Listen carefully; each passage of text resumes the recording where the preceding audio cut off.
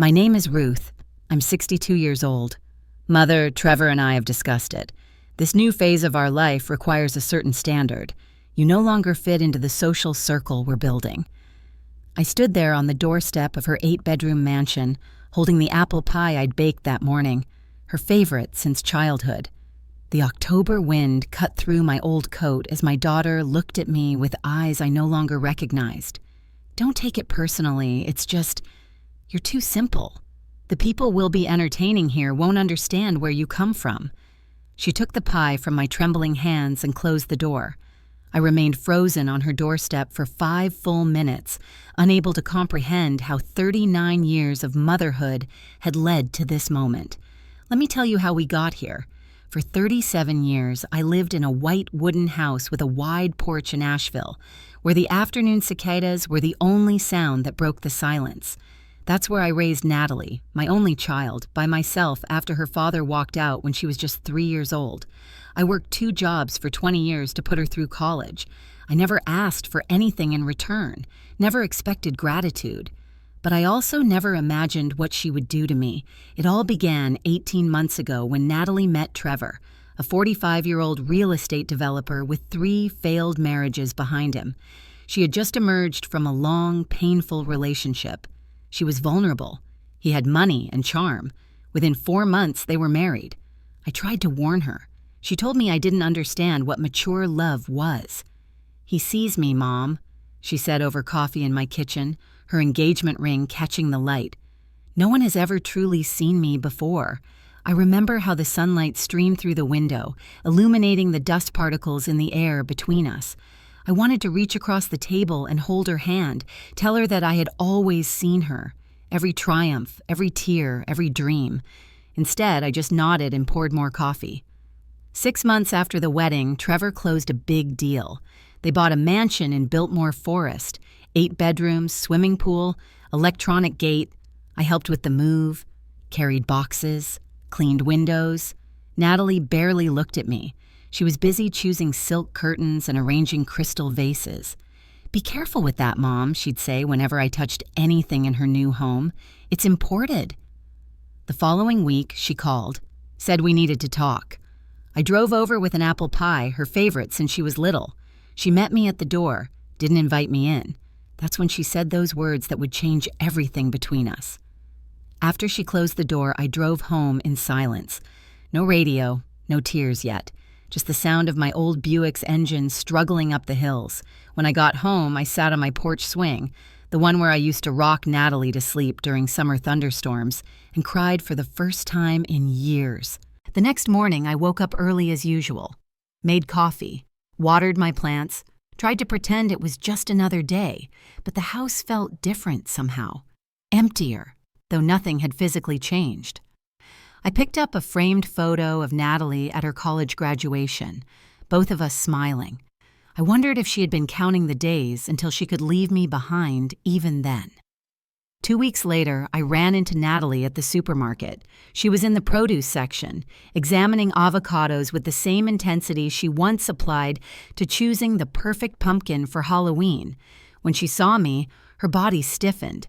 She pretended not to see me and turned her cart toward another aisle. I stood there holding a bunch of bananas, watching my daughter disappear around the corner. I tried calling. She didn't answer. I sent messages.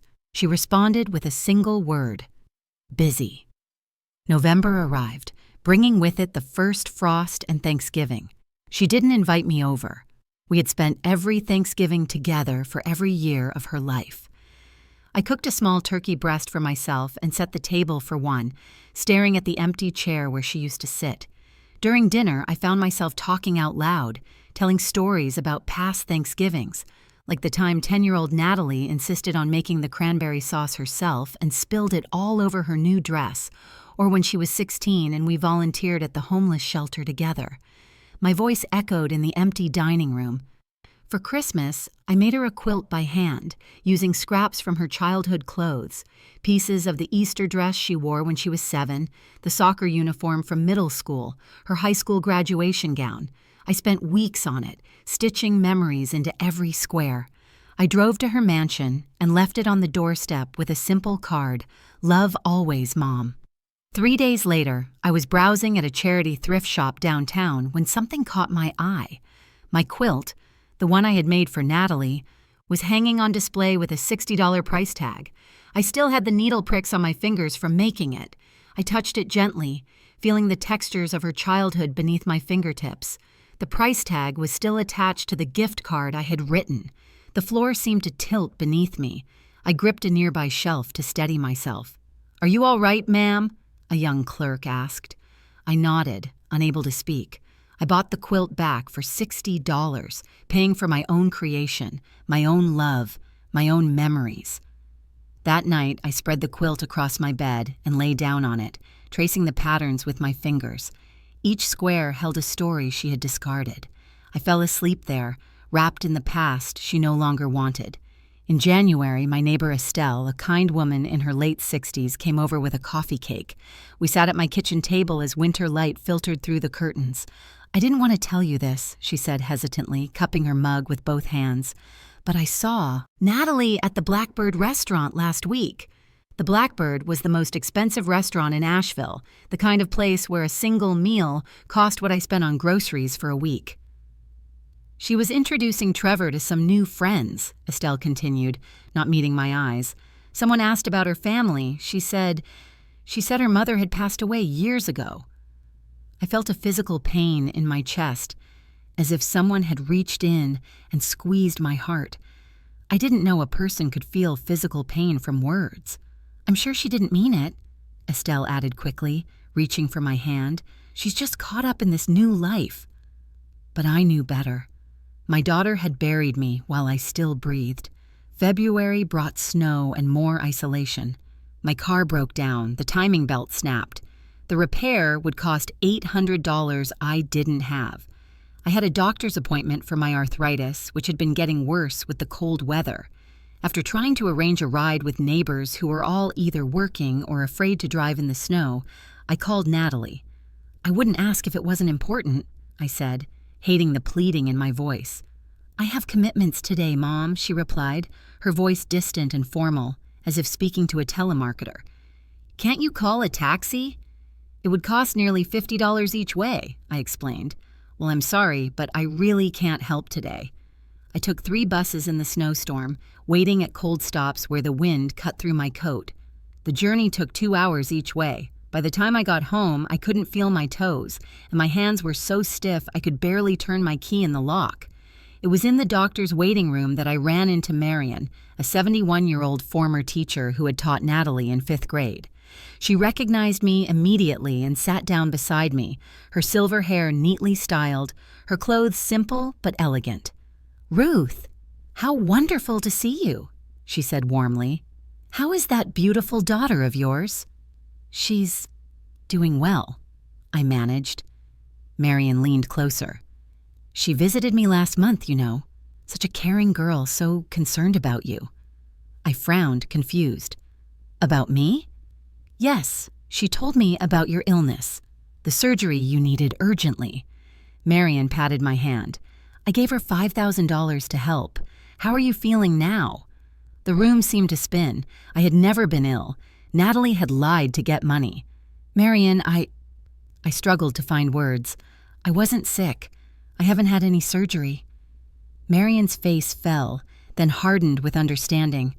"Oh, I see." We sat in uncomfortable silence until the nurse called my name. As I stood to leave, Marion caught my wrist. "Ruth, I'm so sorry. I should have verified." "It's not your fault," I said. "It's not your fault at all." That evening, I drove my newly repaired car, paid for with a small loan from the credit union, to the mansion. The electronic gate was open for a delivery truck. I slipped in behind it and parked. My heart pounded as I approached the massive front door and rang the bell. No answer. I rang again and again, 17 times in total before the door finally swung open. Trevor stood there in a bathrobe, drinking whiskey at 2 p.m. His hair was disheveled, his eyes bloodshot. "Your daughter doesn't want to talk to you," he said flatly, "and frankly, I understand why. You're dead weight. Always have been." Behind him, Natalie appeared on the staircase wearing silk loungewear that probably cost more than my monthly Social Security check. Our eyes met. She said nothing, just closed the door. I stood there in the cold, staring at the polished wood that separated me from my only child. Through the stained glass panels, I could see their silhouettes moving away, returning to their life, a life where I had been erased. March arrived, bringing rain that revealed a leak in my roof. Water stained my bedroom ceiling, dripping into buckets I placed strategically around the room. The repair estimate came to $3,000. I didn't have it. After sleepless nights listening to the steady drip of water, I made a decision. I took out the small jewelry box from the back of my closet. Inside were the few pieces my mother had left me: a pearl necklace, a pair of sapphire earrings, a gold bracelet engraved with her initials. They were all I had of her. I sold them to a jeweler downtown for $2,700. Not enough for the full repair, but enough to patch the worst of the leaks. As I handed over my mother's jewelry, I felt like I was selling pieces of my history. But what choice did I have? The roof wouldn't fix itself. April brought constant rain. Estelle visited one afternoon, nervously twisting her wedding ring as she sat at my kitchen table. She seemed hesitant to speak. "What is it?" I asked, pouring her tea. "I heard something at my book club," she said quietly, "about Trevor." She explained that Trevor was being investigated for real estate fraud. His businesses were a facade. He sold properties that didn't exist, took investors' money, and disappeared. The case was going to trial in 2 months. "You need to warn Natalie," Estelle urged. "Whatever has happened between you two, she needs to know this." I tried. I called the number I had for her. It was disconnected. I drove to the mansion, but the security guard wouldn't let me in. I wrote a letter and mailed it. It came back marked "Return to Sender." I discovered where she got her nails done, an expensive salon downtown. I waited outside for 3 hours until she emerged, her fingernails freshly painted a deep red. When she saw me, she froze. "Natalie, listen, Trevor's in trouble. You need to know—" "Are you stalking me now?" she interrupted, her voice loud enough for passers-by to hear. "I'll get a restraining order." She hurried to her car and drove away, leaving me standing on the wet sidewalk, the scent of her expensive perfume lingering in the air. In May, the jury convicted Trevor. 6 years in prison. All assets would be seized to repay his victims. The mansion would be auctioned. That night, at 11 o'clock, there was a knock at my door. When I opened it, Natalie stood there in the rain, mascara running down her cheeks, 2 suitcases at her feet. "Mom, I have nowhere else to go." I let her in, made tea. She collapsed on the sofa where she had grown up, her designer clothes soaked, her jewelry catching the dim light from my old lamps. "He told me I was special," she sobbed, "that I deserved that life, and I believed him. I abandoned you because I believed him." I sat across from her, watching my daughter cry. Part of me wanted to comfort her, to stroke her hair as I had when she was small. Another part remained frozen, remembering the closed door, the discarded quilt, the lie about my death. "You can stay," I said finally. "The guest room is made up." She stayed with me, slept until noon every day, didn't look for a job, expected me to serve coffee, as I always had. She spent hours on her phone, ignoring me even when we were in the same room. 1 week after she moved in, I found her in my bedroom, going through my drawers. She was looking for money. When I confronted her, she exploded. "You owe me this," she screamed. "You never gave me the life I deserved." Her words echoed in the small bedroom. I stood very still, absorbing the blow. "What life did you deserve, Natalie?" I asked quietly. "Better than this." She gestured around at my simple home. "Better than struggling and scrimping and wearing secondhand clothes. Better than being the poor kid at school. Better than watching other girls get cars for their 16th birthdays while I got a used bicycle." I remembered that bicycle. I had worked overtime for 3 months to afford it, had painted it her favorite shade of blue myself. "I gave you everything I had," I said. "Well, it wasn't enough." She stormed out.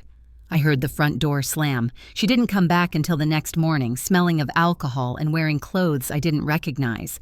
In June, Estelle came over while Natalie was out. She seemed uncomfortable, shifting in her seat at the kitchen table. "Ruth, I need to tell you something," she began. Natalie has been talking about you in the neighborhood. She explained that Natalie was telling people I was controlling, that I had sabotaged her marriage, that I had always been jealous of her happiness.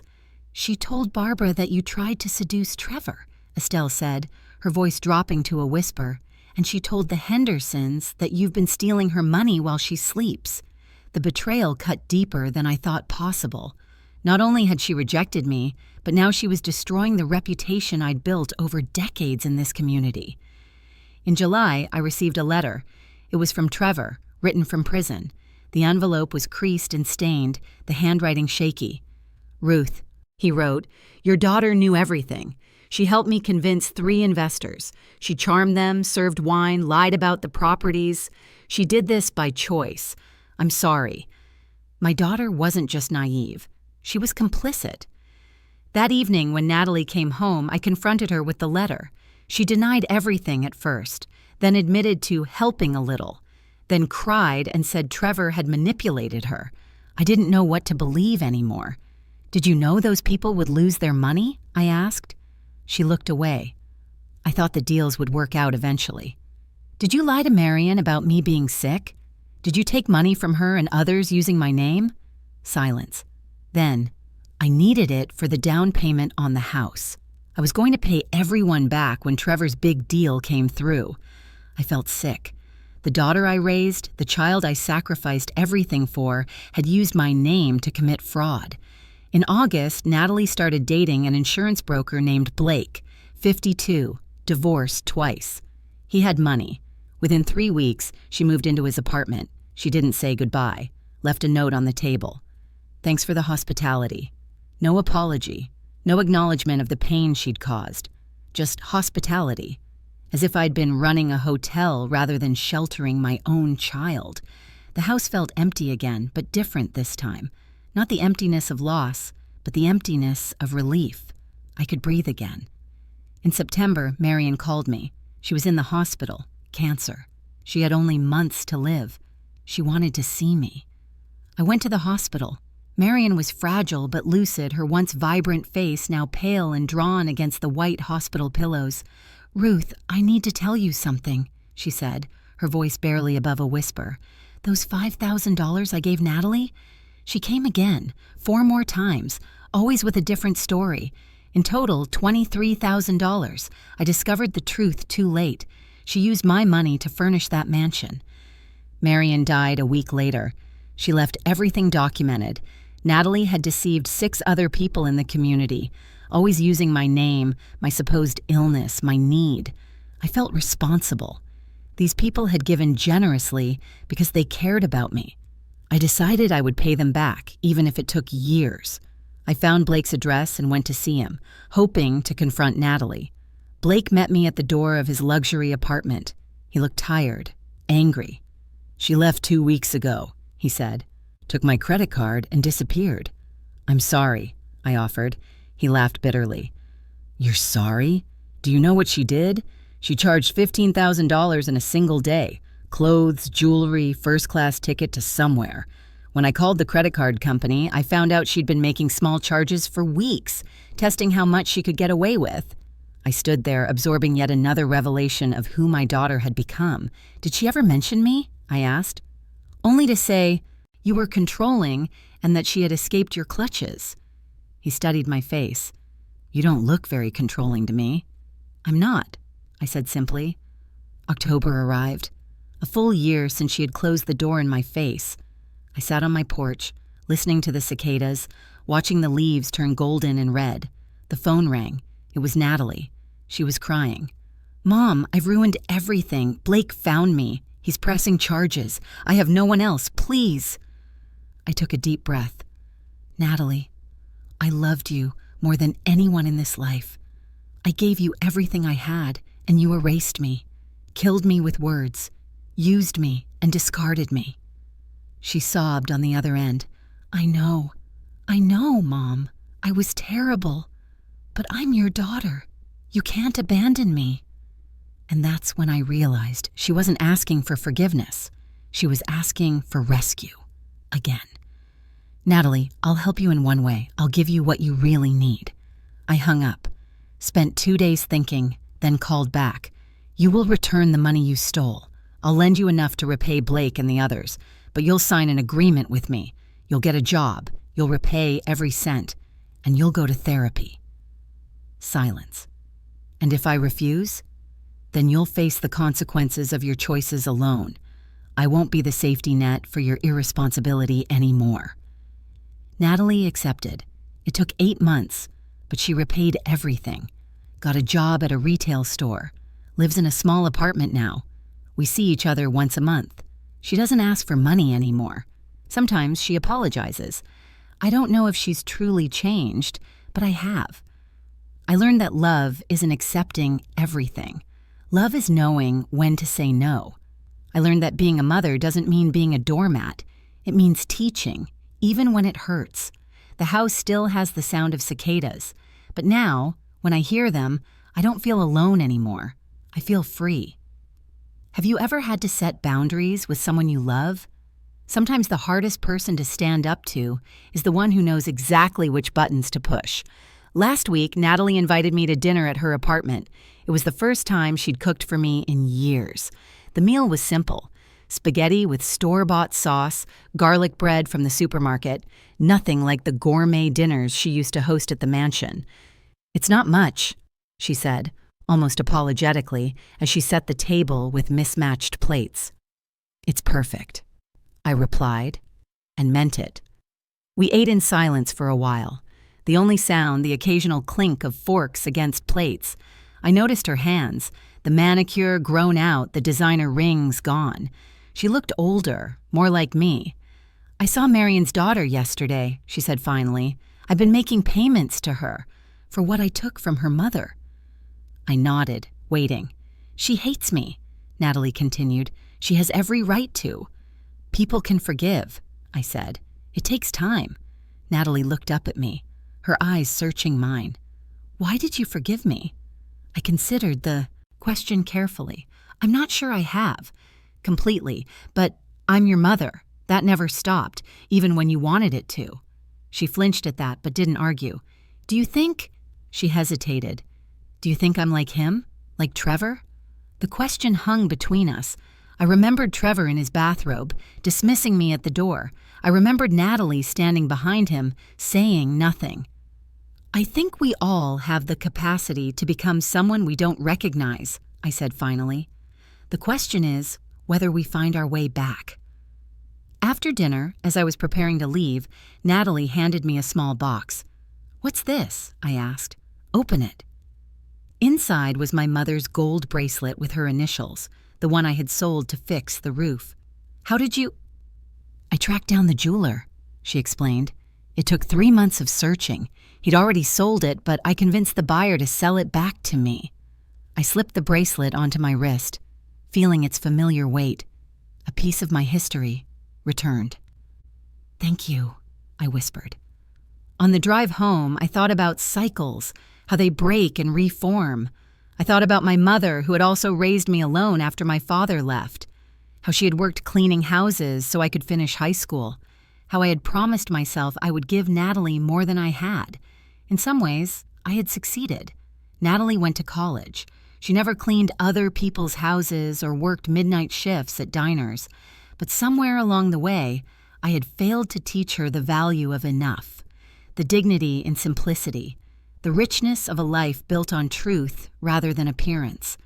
The next morning, I woke early and went to the farmer's market. I bought fresh vegetables and a bunch of sunflowers. As I was paying, I noticed a familiar figure across the market. Natalie, examining tomatoes with the same serious expression she'd had as a child. She hadn't seen me. For a moment, I considered walking away. Then I approached her. "The heirloom ones are best this time of year," I said. She looked up, surprised. "Mom, what are you doing here?" "Same as you, shopping." She nodded toward my sunflowers. "Those are pretty. They're for the kitchen table. Would you like to come over for lunch tomorrow?" A small hesitation, then, "Yes, I'd like that." As we parted ways, I realized something had shifted between us. Not forgiveness, exactly. Not yet, but possibility. A door left slightly ajar. Have you ever noticed that healing doesn't happen in a straight line? that sometimes it takes losing everything to find what matters. November brought colder weather. I volunteered at the community center, teaching older adults how to use computers. It felt good to be useful, to share what I knew. One afternoon, as I was leaving, I saw Estelle talking to a group of women. When she spotted me, she waved me over. "Ladies, this is Ruth," she introduced me, "the best apple pie baker in 3 counties. The women smiled and greeted me warmly. No sidelong glances, no whispers. Whatever stories Natalie had spread had been forgotten or dismissed. "We're planning the holiday charity drive," Estelle explained. "Would you be interested in joining the committee?" Before Natalie's rejection, I would have declined. I would have said I was too busy, too tired. Now I found myself nodding. I'd love to. That night, Natalie called. "Blake dropped the charges," she said. "I've been making payments. He agreed not to pursue it if I pay the full amount by next year." "That's good news," I replied. "Mom?" Her voice sounded small, like when she was a child calling from her bedroom after a nightmare. "Do you think I'll ever feel normal again?" I thought about this. What is normal, Natalie? I don't know. Not feeling like a fraud all the time, not waking up hating myself. That comes with time, I said, and with making different choices. After we hung up, I sat on the porch swing, wrapped in a blanket against the evening chill. I thought about what normal had meant at different points in my life. Normal was working 2 jobs and still worrying about bills. Normal was kissing Natalie's forehead before school and checking her homework after dinner. Normal was loneliness after she left for college and the quiet joy when she came home for holidays. Normal had never been mansions or silk curtains or electronic gates. Normal had been love. Imperfect, struggling, enduring love. December arrived with its short days and long nights. I decorated my small tree with the ornaments I'd collected over decades. The clay star Natalie made in 2nd grade, the glass ball with her baby footprint, the wooden angel from my mother. Each one a memory, a story, a piece of who we were. Natalie came for Christmas Eve dinner. She brought a small gift, a book of poetry I had mentioned months ago. She had remembered. We ate roast chicken and potatoes, drank mulled cider, and talked about safe topics, the weather, a movie she had seen, my computer classes. As she was leaving, she paused at the door. "I drove by the mansion yesterday," she said. "The new owners have painted it blue. It looks different." I waited, sensing there was more. "I thought I would feel sad or jealous," she continued, "but I just felt nothing. It's just a house." I nodded, understanding completely. "Good night, Mom," she said, and then hesitantly hugged me. It was brief, awkward, but real. "Good night, Natalie." After she left, I sat by the Christmas tree, watching the lights twinkle in the darkness. I thought about the year that had passed, the pain, the revelations, the slow journey back to something resembling peace. I thought about the daughter I had raised and lost, and perhaps, in some new way, found again. The next morning, Christmas Day, I woke to the sound of my phone chiming, a text from Natalie. "Merry Christmas, Mom. Thank you for not giving up on me." I made coffee and took it to the porch, despite the cold. The neighborhood was quiet. Smoke rising from chimneys, new bicycles and sleds already being tested in driveways. Normal life, real life. I thought about what I had learned in this hardest of years. That love doesn't mean accepting mistreatment. That forgiveness doesn't erase consequences. That sometimes the kindest thing we can do for someone is to let them face the truth of who they've become. I thought about the women I had met at the community center, many of them with their own stories of betrayal and loss, how we found strength in each other's experiences, how we learned to laugh again. January brought a new year. I enrolled in a watercolor class at the community college, something I had always wanted to try but never made time for. My first paintings were terrible, but the act of creating something, of watching colors blend on paper, brought me a joy I had forgotten was possible. Natalie continued to work at the retail store. She was promoted to assistant manager. She paid me a small amount each month toward the loan I had given her. She went to therapy every week. We had lunch every other Sunday. One Sunday, as we walked through the park after eating, she asked, "Do you think you'll ever fully trust me again?" I considered this as we passed a young mother pushing a toddler on a swing. Trust isn't all or nothing, Natalie. It's built in layers, over time. She nodded, kicking at a pine cone on the path. I understand. I miss how things were. Things can't be how they were, I said gently. But they can be something new, something honest. In February, I received another letter from Trevor. I almost threw it away unopened, but curiosity won out. Inside was a check for $10,000 and a brief note. For Ruth. This doesn't make up for anything, but it's a start. I donated the money to the women's shelter downtown. I didn't tell Natalie about the letter or the check. Some chapters needed to remain closed. Spring arrived, bringing new growth to my small garden. I planted tomatoes and peppers, zinnias and marigolds. Natalie came over one Saturday and helped me weed. We worked in comfortable silence, the smell of earth and green things surrounding us. I used to hate gardening when I was little, she said, sitting back on her heels. I thought it was boring. I remember, I replied, smiling. You used to hide in the house when it was time to pull weeds. Now I get it, she said, looking around at the neat rows we had created. It's peaceful. You can see what you've accomplished. I nodded, understanding that she wasn't just talking about gardening. In May, Marion's daughter invited me to a memorial service marking 1 year since her mother's passing. I went, feeling nervous about facing the community that knew what my daughter had done. But people greeted me warmly, with genuine affection. No one mentioned Natalie or the money. They shared stories about Marion instead, her kindness, her sharp wit, her terrible cooking. Afterward, Marion's daughter took me aside. My mother always spoke highly of you, she said. She wanted you to know she never blamed you for what happened. I felt tears threatening. Thank you for telling me that. And thank you, she added, for making sure everything was repaid. Not many mothers would have done that.